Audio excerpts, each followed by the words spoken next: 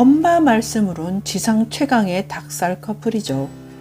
우리 집도 꽤 화목한 가정인데 엄만 개들에 비하면 우린 남남으로 사는 거나 진배 없다고 부러워하십니다. 아버지도 앉으시고 한마디 하시죠. 제부처럼 해봐라, 억구다이테이.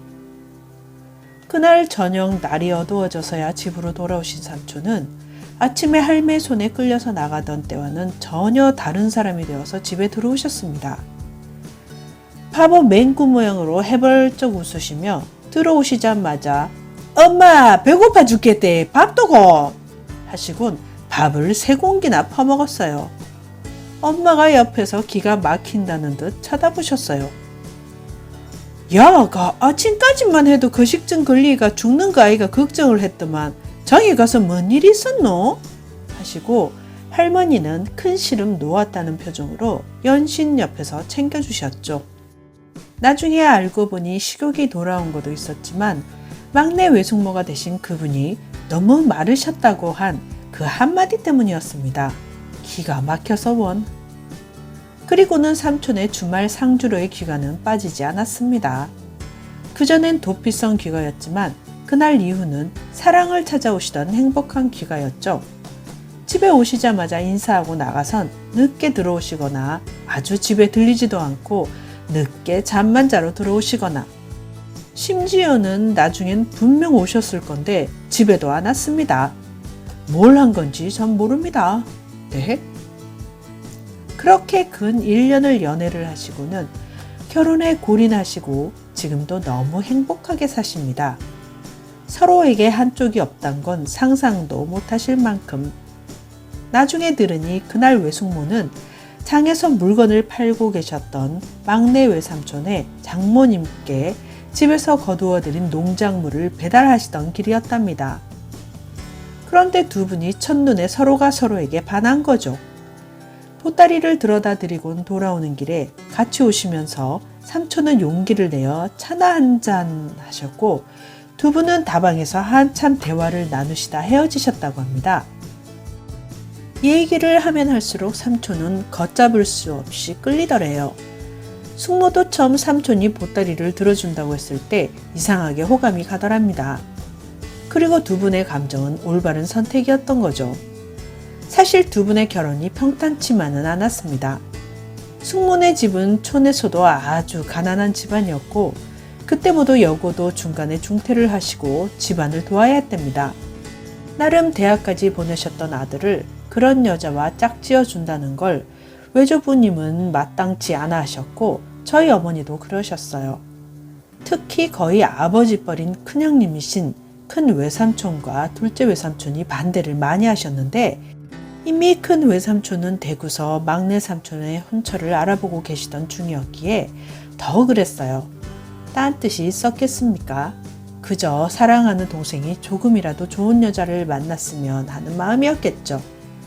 그때 백기사를 하신 게 할매셨어요. 워낙에 할매가 강하게 둘을 맺어주시려 밀어붙였고 굴러 들어온 복을 차려고 한다고 난리를 치셔서 모든 반대를 잠재우셨습니다.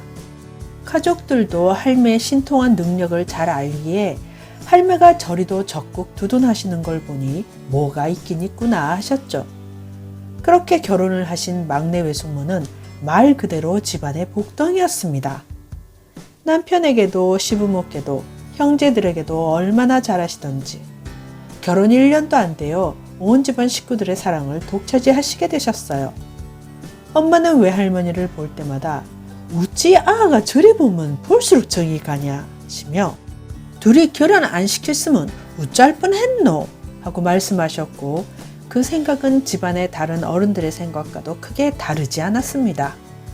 좋아 생각해도 특히 상조할매가 갑자기 돌아가셨을 때는 거의 식음을 전폐하시고 몇 번을 까무러지실 만큼 슬퍼하셨고 그때 크게 느끼셨는지 시부모님 죽음도 멀지 않았다 생각이 드셨는지 삼촌을 놔두고는 상주로 짐 싸들고 내려가시어 할머니 할아버지 수발을 드시며 마지막 3년을 함께 하셨고 돌아가실 때 수발도 다 드셨죠.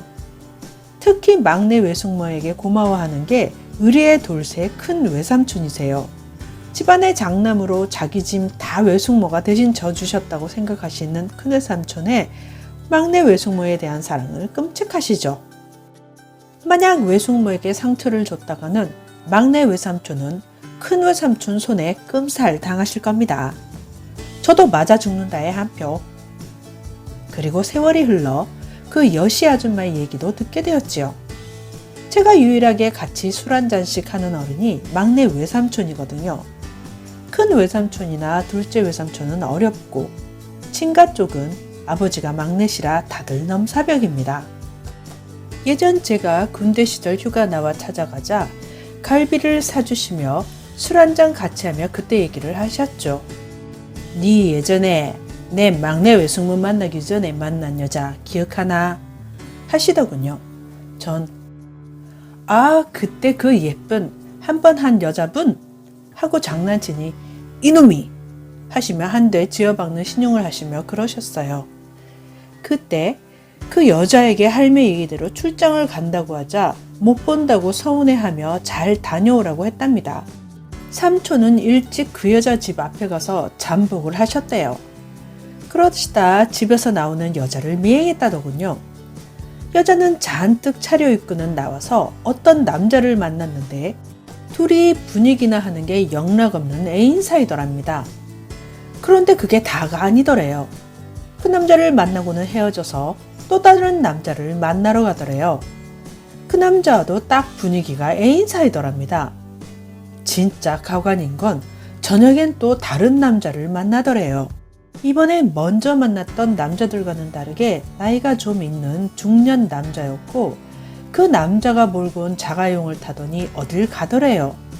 삼촌은 급한 마음에 지나가던 택시를 황급히 잡아타고 뒤를 쫓았는데 둘은 고속도로로 부산까지 가더랍니다. 그리고는 해운대 횟집에서 회를 먹고는 자정이 팔짱을 끼고 모텔로 들어갔답니다. 그리고는 한 객실불이 켜지고 삼촌은 오래도록 그 방을 쳐다보며 분노에 치를 떨었대요. 기분은 당장 방에 쳐들어가 두 연놈을 때려 죽이고 싶었다지만 그때마다 할매랑 약속한 걸 떠올리셨답니다. 잘 참으신 거죠. 둘이 결혼한 것도 아니고 거기서 그래봐야 삼촌만 쇠고랑 차셨겠죠. 그리고서 연락도 안 하고 만나지도 않았는데 도저히 참을 수가 없더랍니다. 결국 며칠 후 그 여자를 만나서 따지신 거죠. 처음엔 연락이 없어 걱정했다며 알랑거리다가 삼촌이 그 얘기를 하자 자긴 그런 적 없다고 어떻게 자길 그런 식으로 매도하냐며 오히려 적반하장으로 난리를 치더래요. 삼촌은 그날 따라다닌 얘기를 하면서 해운대 모텔 이름까지 다 얘기하자 그때서야 본색을 드러내더랍니다. 오히려 삼촌을 비웃으며 그럼 내가 뭐하러 너 같은 별 볼 일 없는 남자랑 결혼을 하겠냐며 그냥 바보처럼 순진해 보여서 살아주려 했다며 당당하게 얘기를 하더래요. 삼촌은 그날 사람이 왜 욱해서 살인을 하는지 알겠더래요. 정말 그 여자 목을 조르고 싶은 충동을 간신히 참았답니다. 그리고는 따기를 한 대 갈겨주고는 돌아 뿅뿅고 합니다. 그런데 얘기가 끝이 아닙니다. 그 후에 우연히 그 여자가 다른 남자와 결혼하게 된다는 걸 알게 되었답니다. 우연히 친구랑 만나다가 봤는데 그 여자가 어떤 남자를 만나고 있더랍니다. 그런데 그 사람이 아는 사람이더래요. 삼촌 대학 친구의 친구.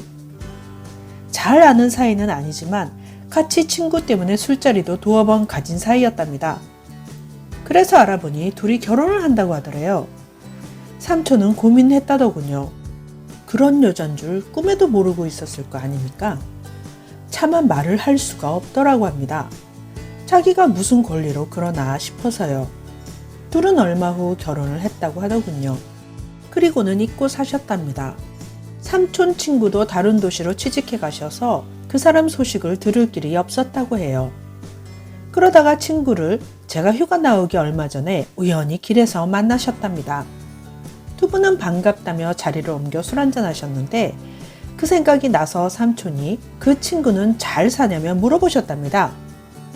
그러자 그 친구분 얼굴이 어두워지며 얘기하셨어요. 죽었어. 삼촌은 놀라서 젊은 나이에 왜? 하셨고 암으로 돌아가셨답니다. 그러시면서 그리 스트레스를 많이 받더니 결국 그리 비참하게 갔다시며 그 아저씨 얘기를 하시더래요. 결혼 후 결혼 생활은 악몽 그 자체였다고 해요. 온갖 사치에 남편은 그냥 월급 보러 오는 기계 취급, 몰래 지은 빚도 잔뜩이었고 아저씨는 밥 얻어먹은 것도 5손가락 안에 드실 정도였다고. 거기다 바람은 얼마나 심하게 피는지 주위에 얼굴 좀 반반한 젊은 남자는 다 뿅뿅 교제하고 다니고, 그리고 할매 말씀대로 애도 없었다고 합니다. 삼촌과 헤어지고 그 사람이랑 만날 때까지 시간이 몇 개월 흘렀으니 그 사람 애라고 우기기도 힘들어 중절했겠죠. 그러다 암 걸려 죽었다고. 사실 할매가 없으셨다면 그게 삼촌의 운명이었죠. 지금도 막내 삼촌은 큰 외삼촌처럼 다 챙기시진 못하지만 할매의 길과 성매만은 꼭 큰 외삼촌과 함께 하십니다. 둘째 외삼촌은 외국에 사시기에 예전 한번 할매 길에 바쁘다는 핑계로 한번 빠지신 적이 있답니다. 그날 집에 가니 외숙모가 혼자 식탁에 앉아 소주잔을 숙모 앞에 하나, 건너편에 하나 놓고는 술에 취해 계셨답니다. 술을 드시면서 그러시더랍니다. 아줌매, 우리 땡땡이 서운하게 한다고 너무 미워하지 마이소. 아가 막나라 틀이 없어 그래 얘. 마이 서운하지 얘 하시더래요. 삼촌은 뭔 술을 혼자 이리 많이 먹었냐며 말을 하자 숙모가 획 고개를 돌리시면서 경멸의 눈초리를 보내시며 그러시더랍니다. 야, 땡땡이, 니는 은혜도 모르는 개 돼지 새끼야. 그 이후 한 번도 안 빠지셨죠. 다음번에 숙모가 니는 개 돼지만도 못한 새끼라고 욕하실 것 같다며